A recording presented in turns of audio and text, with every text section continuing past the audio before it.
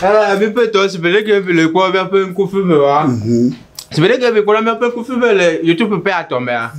Le quoi un peu un coup de feu, mais quoi un peu feu, on va bien changer me voir. Mais là, aimer, mais là commenter, mais partager. Et qu'est-ce qu'on le fait le voir? Allah boa subscribe à le google. Et ouais aimer. Ouais s'abonner. Ah s'abonner. Ah s'abonner moi. Là me devons s'abonner. Yo a nyeba o djengo me bon bon terrain ne me va ma désabonner. Là désabonner. Nya ba t'abonner. Abale ke o glome na ba ne mare po mia po mu le YouTube kaka bofo kwa. Jagbagba na like. Na comment. Yes. Na subscribe. Yawa. Et na kwa si pe de mitete. E ma yere. Na share na ma share ma. Et la partager hein. Ne share na ma share ma kwa. Ma share ma poga anya bari. Wi tutu pona la. O vivi ngwa. Ye ya lo le ke do. E to pe akwa kwa. So to anje pa na to me. E nya o kro me wa.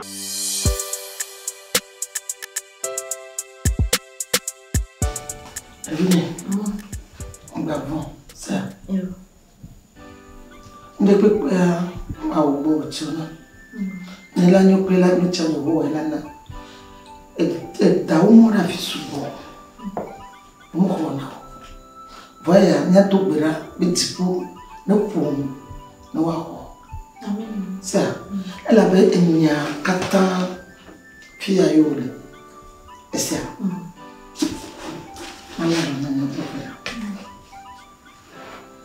Fiamo vraiment muso katata. Je veux que nous minamia wame. Be no hi wa be odo afi wa bu. Me kondola si ale blessure me vide le kampoya. Bo unti kokune didide ya me ati. E to na fia o kakam te cheneti o. Kakini to ziri o ka hunti ko. Nyenya bo ku atem awe. Amen. Ta mais les deux mots le mal top mal fils mal pour comme les filles les ya ou a chiti ou a ouais et Jésus donc amen amen bien gâté le petit plein puis sombre le quotidien avant puis sombre là ton voix ton entend microné dit quand deux mots inainana sia jidubuni to abova fi apiti cholo kaka na yale ni kama japo juma ko avore ko be na mbele mai sapang be ko avona mbele yo fiare ya pro kaka na bova ko na magbo sia tama di konze vous le cul na pas di joli yo na ko sa ya c'est ça le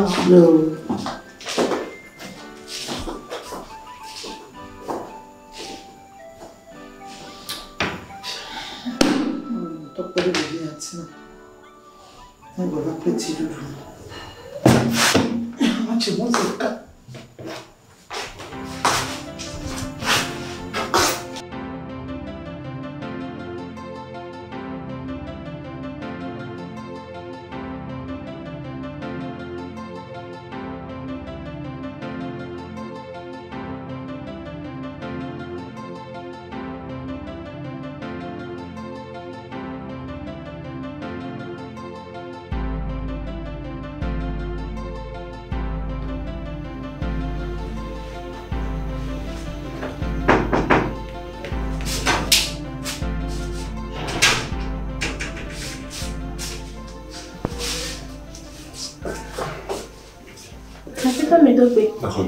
Mais les cours d'études, il n'y a pas de balai ici.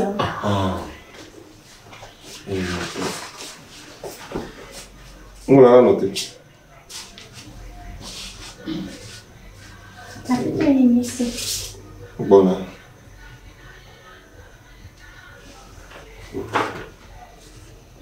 Il y a ici que l'on doit. Oh, il y a bien quoi, il y a bien d'or là. Les cas de ma balle peuple au niveau. Oh, oui, Eva, il y a tout le monde de pas via René. Et nous, merci. C'est ça.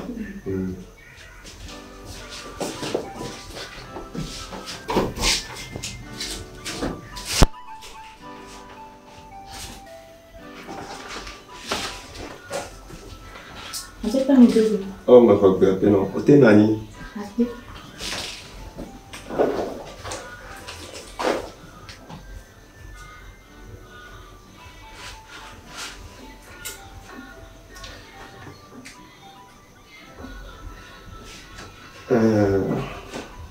Wag balagnon. Fiambo des schools toto.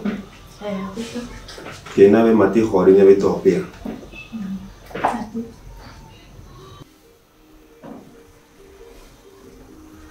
Oui, on avait Alicia. Comment vous en avez fait ce bougie?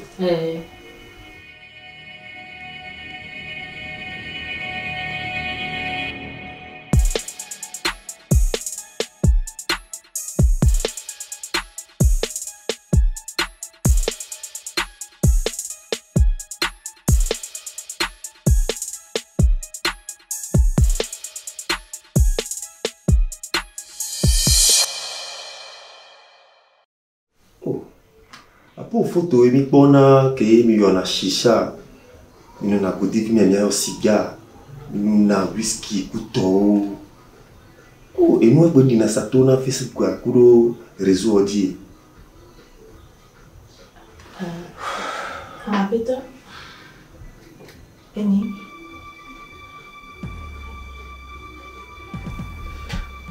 Pour les quoi, il m'a dit ho. Comme un d'opéa de capolifio. Il était peu vovo. Il n'y avait pas de tatouage dans la savane. On ne va pas. Après, nous nous que ya monsieur me décide et toi dire. Elle a n'abé la plein économie. Et nous on m'a dit ho. Au dessous nous va aller mater ho.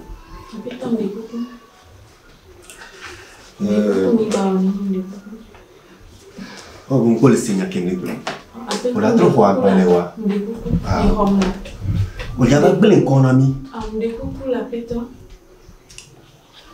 On peut le seigneur qui est là.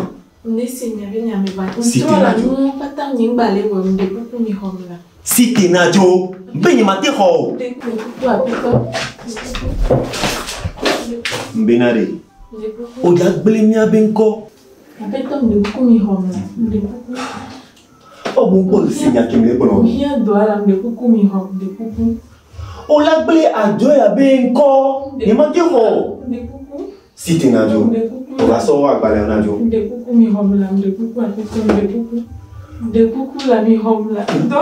Mayo, il y avait sécurité pour toi. Ah, mi hom la beto. Cité. Nous là. Nous là. Va quoi jo. Nya doit. Voilà non posant les moitié et toi dire.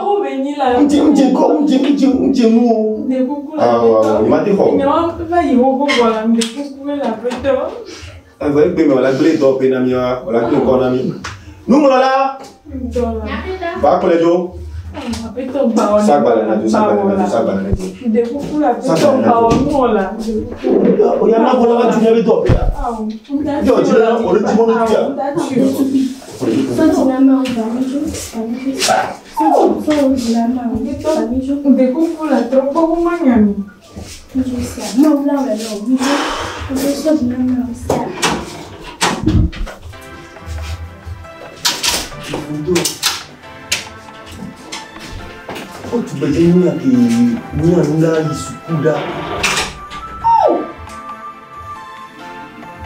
On a dit. On a dit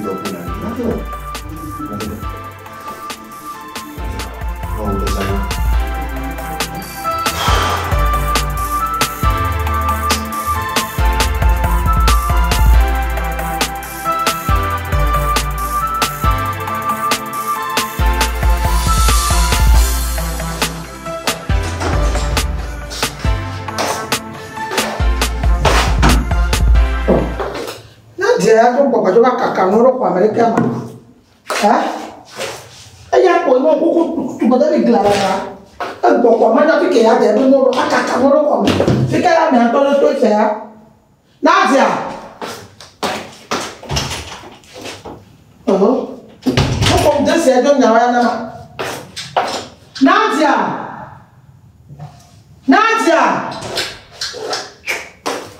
Biya be nya to chi ko na nya e wo. Nous COMPTE c'est un yaoya. Kaka que topata. Nadia! Le dos qui tombe, il faut tout tirer à ton quelque part. Et nous les tirer pas là, mais il faut pas tenir un mot. Ne pas venir cacaler pour cacaler ton dos. Nadia, allez donc pour n'importe. Mais comment ne tire pas, on va venir voir.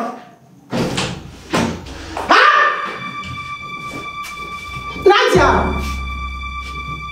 Nadia! Nadia! Ow!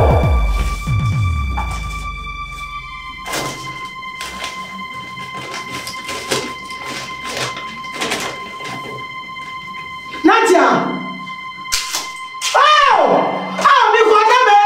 Nadia! Nadia! Oh! Evine! Oh, kongonye! Nadia! Nadia! Oh! Nadia! Oh! Ton pote d'or! Eh bon, on a des vieilles là! Oh! Oh! Oh, on peut derrière!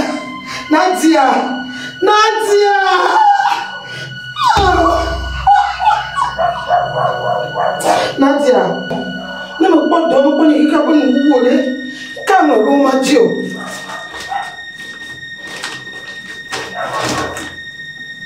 Enoni. Babiju. Emi ko patere jori jinyanye tonye budadawe. Ah. Mo wonu subo ga kememle school bandia. Adero kunya mama ayo siga shisha boitome. Aso video dare réseau di. Amosia milano kbo. Gasia gamola fona dogbera de tani ninyu. Vom nyankejo. Emi kunyi to mo vaya. Ebe mecho nwenyi yao. Mama, babizio, sweke. Ngwan be plus bon vai. Ena meri pem tere homle domu. Parce afile pe kemi ole don kun komo azi vai.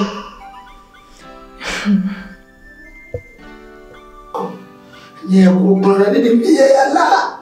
Et que vous pensez na on peut dire on peut le quelque modèle, moi le modèle, mais maintenant que ton moto. Voilà.